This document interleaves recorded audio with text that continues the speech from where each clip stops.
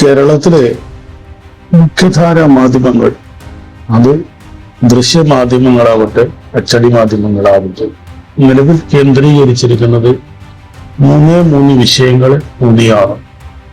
അതായത് ഒന്ന് പിണറായി വിജയൻ, രണ്ടാമത് അദ്ദേഹത്തിന്റെ മകൾ വീണ വിജയൻ, മൂന്നാമത് സിയാറബൽ. ഈ മൂന്ന് വിഷയത്തിൽ ഊന്നി മാത്രമാണ് അവർ അവരുടെ വാർത്തകൾ പടച്ചുണ്ടാക്കുന്നതും അത് കേരളത്തിൽ ഫലിപ്പിച്ചുകൊണ്ടിരിക്കുന്നത്. ഈ മൂന്ന് വിഷയങ്ങൾ മാത്രമാണോ കേരളത്തിലുള്ളത്, അല്ലെങ്കിൽ ഇന്ത്യ രാജ്യത്തിൽ ഉള്ളത്? നിരവധിയായ വിഷയങ്ങൾ നമ്മുടെ രാജ്യത്തുണ്ട്. ഇവിടെ വിലക്കയറ്റമുണ്ട്, ഇന്ധന വിലക്കയറ്റമുണ്ട്, പലവ്യഞ്ജന വിലക്കയറ്റമുണ്ട്, ഭക്ഷ്യവസ്തുക്കളുടെ വിലക്കയറ്റമുണ്ട്. ഒരു ചായക്ക് നിലവിൽ 15 രൂപയാണ് സംസ്ഥാനത്തിന്റെ പല ഭാഗത്തും വില. അത് കുറച്ചുകൂടി മെച്ചപ്പെട്ട ഹോട്ടലുകളിലേക്ക് ചെല്ലുമ്പോൾ അത് 25-30 രൂപയാണ്. ഈ നിരക്കാണ് രാജ്യത്തെ വിലക്കയറ്റം പോകുന്നത്. അതിനെല്ലാം പുറമെ നിലവിൽ അധികാരമേറ്റിട്ടുള്ള UDF സർക്കാർ അത് പറഞ്ഞതായ നിരവധിയായ വാഗ്ദാനങ്ങളുണ്ട്. ആ വാഗ്ദാനങ്ങൾ ഒന്നുപോലും നിറവേറ്റാൻ അവർക്ക് ഇതുവരെ സാധിച്ചിട്ടില്ല. അതിൽ ഊന്നി പ്രവർത്തിക്കാനും അവർക്ക് സാധിച്ചിട്ടില്ല. അതോടൊപ്പം തന്നെ വലിയ ആരോഗ്യരംഗത്തെ പിഴവുകൾ, പ്രശ്നങ്ങൾ, ആശുപത്രികളിലെ പ്രശ്നങ്ങൾ, രോഗികൾ വീണ് തലപൊട്ടിയ സംഭവം, രോഗിയെ സർക്കാർ ആശുപത്രിയിൽ പാമ്പ് കടിച്ച സംഭവം, അങ്ങനെ രോഗിയുടെ കാലിൽ നിന്ന് മുറിവിൽ നിന്ന് മുഴുവരിച്ച സംഭവം, അങ്ങനെ നിരവധിയായ പ്രശ്നങ്ങൾ ഈ സംസ്ഥാനത്തിന്റെ പല ഭാഗത്തും നടക്കുന്ന സാഹചര്യത്തിൽ ഇതൊന്നും ഫോക്കസ് ചെയ്യാതെ നമ്മുടെ ദൃശ്യമാധ്യമങ്ങൾ മൂന്ന് വിഷയത്തിൽ പിണറായി വിജയൻ, മകൾ വീണ വിജയൻ, CMR തുടങ്ങിയ ഈ സാങ്കല്പികമായിട്ട് ഉരുത്തിരിഞ്ഞ BJP, അതുപോലെ തന്നെ കോൺഗ്രസ് അവരുടെ പ്രതികാര രാഷ്ട്രീയത്തിന്റെ ഭാഗമായി മാത്രം ഉയർത്തിക്കൊണ്ടുവന്ന ഈ വിഷയങ്ങളിൽ ഊന്നിയാണ് അവരുടെ വാർത്തകളും വാർത്താധിഷ്ഠിത പരിപാടികളുമൊക്കെ അവതരിപ്പിച്ച് പോകുന്നത്.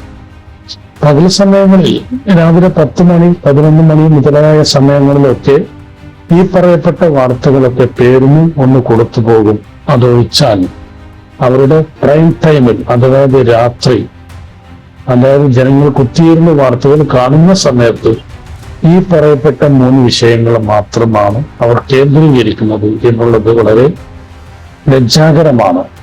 അവരുടെ ഒരു CPM വിരുദ്ധത, അല്ലെങ്കിൽ ഒരു പിണറായി വിരുദ്ധത, അല്ലെങ്കിൽ കമ്മ്യൂണിസ്റ്റ് വിരുദ്ധത, അല്ലെങ്കിൽ ഇടതുപക്ഷ വിരുദ്ധത, മറ്റുള്ളവരോടുള്ള വിധേയത്വം കൊണ്ട് ഒന്നുകിൽ അച്ചാരം വാങ്ങിയിട്ടാവാം, അല്ലെങ്കിൽ ഭീഷണിക്ക് കഴിഞ്ഞിട്ടാവാം, അല്ലെങ്കിൽ മറ്റു പല കാരണങ്ങളിലാവാം.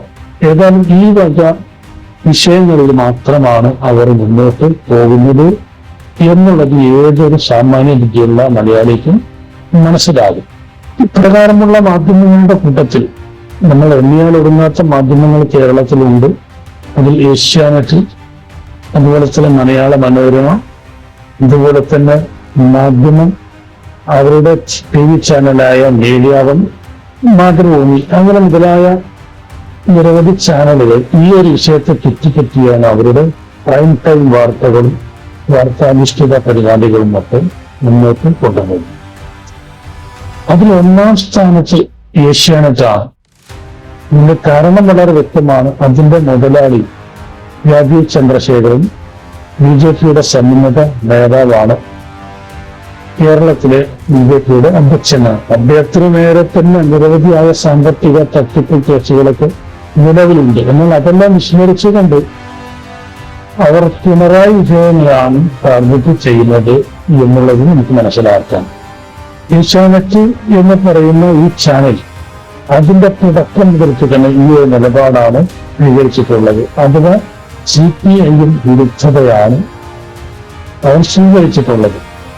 പാർട്ടിയിൽ കലാപം ഉണ്ടാക്കാനും പാർട്ടിയെ പുലർത്താനും ഒക്കെ പല വിധത്തിലും അവർ ശ്രമിച്ചിട്ടുണ്ട്. VS അച്യുതാനന്ദന്റെ കാര്യത്തിലൊക്കെ നമുക്ക് നോക്കാം. VS അച്യുതാനന്ദനെയൊക്കെ അങ്ങേയറ്റം പുകഴ്ത്തി ഉയർത്തിക്കൊണ്ട് നടന്ന് പാർട്ടിയിൽ വല്ല കലാപവും ഉണ്ടാക്കാൻ പറ്റുമോ എന്ന രീതി അവർ പരീക്ഷിച്ചതാണ്, പല വിധത്തിലും പരീക്ഷിച്ചതാണ്. എന്നാൽ അതെല്ലാം പരാജയപ്പെട്ടു. അപ്പോൾ ഏതായാലും ഏഷ്യാനെറ്റിന് എന്തുകൊണ്ടാണ് പിണറായി വിജയനോട് ഇത്ര വലിയ വൈരാഗ്യം, CPM ഇത്ര വലിയ വിരുദ്ധത എന്ന കാര്യം നമുക്കൊന്ന് നോക്കാം. നമുക്കറിയാം 1990 അല്ലെങ്കിൽ അതിന് മുമ്പ് തന്നെ ആരംഭിച്ച ഒരു ചാനലാണ് ഏഷ്യാനെറ്റ്. മലയാളിയുടെ ദൃശ്യ മാധ്യമ സംസ്കാരത്തെ ആകെ മാറ്റിമറിച്ച ഒരു ചാനലാണ് ഏഷ്യാനെറ്റ്. കേരളത്തിലെ ദൃശ്യമാധ്യമ രംഗത്ത് ഒരു വിപ്ലവമായിട്ട് കടന്നു വന്ന ചാനലാണ് ഏഷ്യാനെറ്റ് എന്നതിൽ സംശയമൊന്നുമില്ല. ഏഷ്യാനെറ്റ് തുടങ്ങിയത് റജി മേനോൻ, അത് ഡോക്ടർ റജി മേനോൻ എന്ന പ്രവാസിയായിരുന്നു. ഡോക്ടർ റജി മേനോന്റെ ചരിത്രം തന്നെ എത്ര പേർക്ക് അറിയാം എന്ന് അറിയില്ല. കാരണം വലിയ സാമ്പത്തിക തട്ടിപ്പുകൾ നടത്തിയ വ്യക്തിയാണ് റജി മേനോൻ. അദ്ദേഹത്തിന്റെ പേരിലും നിരവധിയായ സാമ്പത്തിക തട്ടിപ്പ് കേസുകളുണ്ട്. അദ്ദേഹം കുവൈത്തിൽ ഒരു പ്രവാസിയായിരുന്നു. ആ കാലത്ത് കുവൈത്ത് നാഷണൽ ബാങ്കിലടക്കം നിരവധി സാമ്പത്തിക തട്ടിപ്പുകൾ നടത്തി കോടികൾ സമ്പാദിച്ച വ്യക്തിയാണ് റജി മേനോൻ. കുവൈത്ത് ഗവൺമെന്റ് ഒരു സാമ്പത്തിക കുറ്റവാളിയായിട്ട് പ്രഖ്യാപിച്ചിട്ടുള്ള വ്യക്തിയാണ് റജി മേനോൻ. അദ്ദേഹത്തിനെ കുവൈത്തിൽ കണ്ടാൽ അറസ്റ്റ് ചെയ്യും. അങ്ങനെയുള്ള ഒരു സാഹചര്യം നിലവിലുള്ള സമയത്താണ് അദ്ദേഹം ഇന്ത്യയിലേക്ക് കടന്നത്. തുടർന്നാണ് ഏഷ്യാനെറ്റിന് അദ്ദേഹം തുടക്കം കുറിക്കുന്നത്. തുടക്കത്തിൽ ഫിലിപ്പൈൻസിൽ നിന്നാണ് ഇത് സംപ്രേഷണം ആരംഭിച്ചത്. പിന്നീട് ചെന്നൈയിലേക്ക് മാറി. ചെന്നൈയിൽ നിന്നാണ് തിരുവനന്തപുരത്തെ പുളിയറക്കോണത്തേക്ക് വരുന്നത്. ഏഷ്യാനെറ്റ് വന്ന സമയത്ത് അവർക്ക് ഇവിടെ കോമ്പറ്റിറ്റർമാരും ഉണ്ടായിരുന്നില്ല. മറ്റു ചാനലുകളൊന്നും കേരളത്തിലെ മലയാളികളുടെ മുമ്പിൽ ഒരു ഓപ്ഷനായിട്ട് ഉണ്ടായിരുന്നില്ല. ആകെ ഉണ്ടായിരുന്നത് നമ്മുടെ ദൂരദർശനാണ്. ദൂരദർശനാണെങ്കിൽ നിവൃത്തികേട് കൊണ്ടല്ലാതെ മലയാളികൾ തുറക്കുമായിരുന്നില്ല. അത്രയും മോശപ്പെട്ട അവസ്ഥയിലായിരുന്നു ദൂരദർശൻ. അതുകൊണ്ട് ദൂരദർശനെ മാത്രം മലയാളം പരിപാടികൾക്ക് 1-2 മണിക്കൂറുകൾ മാത്രമുള്ള അവരുടെ സന്ദേശം ആശ്രയിച്ചിരുന്ന മലയാളികൾക്ക് ഒരു ആശ്വാസമായിട്ടാണ് ഏഷ്യാനെറ്റ് വന്നത് എന്നതുകൊണ്ട് തന്നെ മലയാളികൾ അവരെ 2 കൈയും നീട്ടി സ്വീകരിക്കുകയാണ് ചെയ്തത്. ഏതായാലും അവരുടെ CPI വിരുദ്ധത അത് തുടക്കത്തിലേ ഉണ്ട്. അതിന് ഒരു കാരണം എന്ന് പറയുന്നത് അവർക്കൊരു കോമ്പറ്റീറ്റർമാരായിട്ട് കൈരളി എന്ന ഒരു ചാനൽ വന്നതാണ്. 90കളിൽ ഏഷ്യാനെറ്റിന് കോമ്പറ്റീറ്റർമാരുണ്ടായിരുന്നില്ല. അതുകൊണ്ട് ദൃശ്യമാധ്യമ രംഗത്തെ മലയാളികൾക്കിടയിലെ ഏകഛത്രപതിയായിട്ട് ഇങ്ങനെ അവർ വിലസുന്ന ഒരു കാലഘട്ടമായിരുന്നു. അവരുടെ വാർത്താ അവതാരകർക്കും മറ്റു പരിപാടികൾ അവതരിപ്പിക്കുന്നവർക്കുമൊക്കെ വലിയ താരപരിവേഷമാണ് ഈ നാട്ടിൽ ലഭിച്ചുകൊണ്ടിരുന്നത്. എന്നാൽ അവരുടെ വാർത്തകളിലും വാർത്താധിഷ്ഠിത പരിപാടികളായ കണ്ണാടി, അതുപോലെ തന്നെ നിരവധിയായ പരിപാടികൾ ഉണ്ടായിരുന്നു. അതിലൊക്കെ തന്നെ ഈ CPM വിരുദ്ധത ഒളിച്ചു കടത്താൻ അവർക്കൊരു വികൃതം ഉണ്ടായിരുന്നു. അപ്പോൾ ഇവരിങ്ങനെ ഏകഛത്രാധിപതിയായിട്ട് ഈ ദൃശ്യമാധ്യമ രംഗത്ത് മുന്നോട്ട് പോകുന്ന കാലത്താണ് സൂര്യ ടിവിയുടെ വരുന്നത്. സൂര്യ TV തമിഴ്നാട്ടിലെ സൺ നെറ്റ്വർക്കിന്റെ ഭാഗമായിട്ടുള്ളതാണ്. അത് മലയാളവൽക്കരിച്ച് വന്നതാണ് നമ്മുടെ സൂര്യ TV. അതുകൊണ്ട് തന്നെ സൂര്യ TVക്ക് ഏഷ്യാനെറ്റിന് ലഭിച്ചതുപോലെയുള്ള സ്വീകാര്യത മലയാളികൾക്കിടയിൽ ലഭിച്ചിട്ടില്ല. വല്ലപ്പോഴും ഒക്കെ ട്യൂൺ ചെയ്യും എന്ന് മാത്രം. ആ സമയത്താണ് കേരളത്തിലെ ഒരു കൂട്ടം നിഷ്പക്ഷരായ ആളുകൾ, ജനാധിപത്യ മതേതരവാദികളായ ആളുകൾ രംഗത്ത് വരുന്നതും ഇന്ത്യയിലെ ദൃശ്യമാധ്യമ രംഗത്ത് വലിയ വലതുപക്ഷവൽക്കരണം, സംഘീയവൽക്കരണം നടക്കുന്നുണ്ട് എന്നൊരു ചിന്താഗതി അവർക്കിടയിൽ പ്രബലമായതോടുകൂടി അവർ മറ്റൊരു ഓപ്ഷൻ തേടുകയാണ്. അതായത് 90കളിലാണ് ഇന്ത്യയിൽ വലിയ വലതുപക്ഷവൽക്കരണവും സംഘീയവൽക്കരണവും നടക്കുന്നത്. അത് നമ്മുടെ ശ്രവ്യ മാധ്യമങ്ങളിലേക്കും പടർന്നു, നമ്മുടെ അച്ചടി മാധ്യമങ്ങളിലേക്കും പടർന്നു. ഇന്ത്യ രാജ്യത്തെ മാധ്യമങ്ങളൊക്കെ BJPക്കും സംഘപരിവാരങ്ങൾക്കും അടിയറവ് പറയുന്ന ഒരു അവസ്ഥ വന്നു. അങ്ങനെ ഇന്ത്യ രാജ്യത്തെ മൊത്തം ചാനലുകളും പത്രമാധ്യമങ്ങളും ഒക്കെ തന്നെ വലിയ സംഖ്യവൽക്കരണത്തിനും വലതുപക്ഷവൽക്കരണത്തിനും വിധേയമായ ഒരു കാലഘട്ടത്തിൽ അതൊരു ഓപ്ഷൻ ഇന്ത്യ രാജ്യത്തുടനീളമുള്ള നിഷ്പക്ഷരും മതേതരവാദികളുമായിട്ടുള്ള ആളുകൾ തേടിക്കൊണ്ടിരിക്കുന്ന സമയത്ത് അവരുടെ മുമ്പിലേക്ക് പല ആശയങ്ങൾ വന്ന കൂട്ടത്തിലാണ് അത്തരം കൂട്ടായ്മകൾക്ക് വേണ്ടി ഒരു ചാനൽ ആരംഭിക്കുക എന്ന ചർച്ചയിലേക്ക് കാര്യങ്ങൾ എത്തിയത്. അങ്ങനെയാണ് കൈരളി എന്ന് പറയുന്ന ഒരു ചാനൽ കേരളത്തിൽ തുടങ്ങുന്നത്. CPIMന്റെ ചാനലാണ് കൈരളി. എന്നാൽ ആ കൈരളി എന്ന് പറയുന്ന ആശയത്തോട് CPM അനുഭാവികൾ മാത്രമല്ല മറ്റുള്ളവരും സഹകരിച്ചു. AP അബ്ദുൽ വഹാബ് MB പോലെയുള്ള ആളുകൾ അതിനോട് സഹകരിച്ചു. അന്ന് അദ്ദേഹം ലീഗിന്റെ നേതാവല്ല. ഏതും അദ്ദേഹത്തെ പോലെയുള്ള വ്യക്തിത്വങ്ങൾ മുന്നിട്ടിറങ്ങിയാണ് ഒരു ചാനൽ ആരംഭിക്കുന്നത്. അതിന് കൈരളി എന്ന പേരിട്ടു. കൈരളി സ്വാഭാവികമായിട്ടും CPMന്റെ ചാനലാണ്, അതിൽ സംശയവുമൊന്നുമില്ല. CPM ഒരു ചാനൽ തുടങ്ങുക എന്ന് പറഞ്ഞാൽ ആ ചാനലിന് ഒരു മിനിമം ഗ്യാരണ്ടി ഉണ്ടാവുക എന്നാണ് അതിനർത്ഥം. കാരണം ഏഷ്യാനെറ്റ് വിളമ്പിയിരുന്ന വാർത്തകൾ, വാർത്താധിഷ്ഠിത പരിപാടികളും കണ്ട് മടുത്ത CPIM പ്രവർത്തകരും അനുഭാവികളുമൊക്കെ മറ്റൊരു ഓപ്ഷന് വേണ്ടി കാത്തിരിക്കുന്ന സമയത്താണ് കൈരളി ചാനൽ വരുന്നത്. സ്വാഭാവികമായിട്ടും അവർക്ക് തൃപ്തി പകരുന്ന വാർത്തകൾക്കും വാർത്താധിഷ്ഠിത പരിപാടികൾക്കും അവർ സ്വാഭാവികമായിട്ടും കൈരളി ചാനൽ കാണും. അതുകൊണ്ട് കൈരളി ചാനലിന് ഒരു മിനിമം ഗ്യാരണ്ടി ഉണ്ട്, ഒരു മിനിമം വ്യൂവേഴ്സ് ഉണ്ട്. ഏതായാലും കമ്മ്യൂണിസ്റ്റുകാരും കമ്മ്യൂണിസ്റ്റ് പാർട്ടി പ്രവർത്തകരും അനുഭാവികളുമൊക്കെ കൈരളി സ്ഥിരമായിട്ട് കാണുന്നവരാണ്, കാണും. ആ ഒരു ഉറപ്പ് മലയാളികൾക്കുണ്ടായിരുന്നു, പലവിധ സംരംഭകർക്കും ഉണ്ടായിരുന്നു, പല കമ്പനികൾക്കും സ്ഥാപനങ്ങൾക്കും ഒക്കെ ഉണ്ടായിരുന്നു. അതുകൊണ്ട് കൈരളിക്ക് അവർ പരസ്യങ്ങൾ കൊടുത്തു. ആ ചാനൽ വലിയ വിജയമായിട്ട് മാറി. സ്വാഭാവികമായിട്ടും ഇത് ഏഷ്യാനെറ്റിന് ഒരു ഇടിയായി. ഇവിടെയാണ് ഏഷ്യാനെറ്റിന് CPIMനോടും പിണറായി വിജയനോടും ഒക്കെയുള്ള ശത്രുതയുടെ ശക്തി ഇരട്ടിപ്പിച്ചത്. ആദ്യമേ അവർക്ക് CPMനെ കണ്ടുകൂടാ, കമ്മ്യൂണിസ്റ്റുകാരുടെ കണ്ടുകൂടാ.